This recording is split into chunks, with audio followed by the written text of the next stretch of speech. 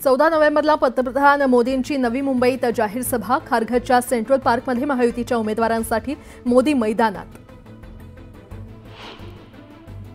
उद्योगनगरी पिंपरीत 1454 मतदान केंद्र। पिंपरीत मतदारांसह मतदान केंद्रांच्या संख्येत वाढ। दिव्यांग आणि ज्येष्ठांना मतदानाला आणण्यासाठी विशेष सोय। सक्षम ॲपवर नाव नोंदवण्याचं आवाहन। खाद्यपदार्थांच्या वाढत्या किमतींमुळे ऑक्टोबरमध्ये किरकोळ महागाई 6.21%वर। सर्वसामान्यांच्या खिशाला पुन्हा फटका। गाळपाची तारीख 2 दिवसांवर असूनही साखर आयुक्तालयाकडून एकही साखर कारखान्याला परवाना नाही। साखर कारखाने सुरू होण्याचा पेच वाढला। मुंबईसह राज्यात थंडीचा कडाका वाढला। मुंबईत पारा 20 अंशांवर। दिल्लीसह राज्यात गुरुवारपासून हलक्या पावसाच्या सरी। हवामान खात्याचा अंदाज।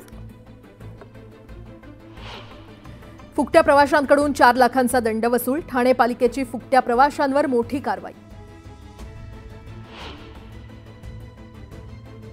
विस्ताराच्या विलीनीकरणानंतर एअर इंडियाच्या ताफ्यात वाढ। दर आठवड्याला आता 8500हून अधिक उड्डाणं।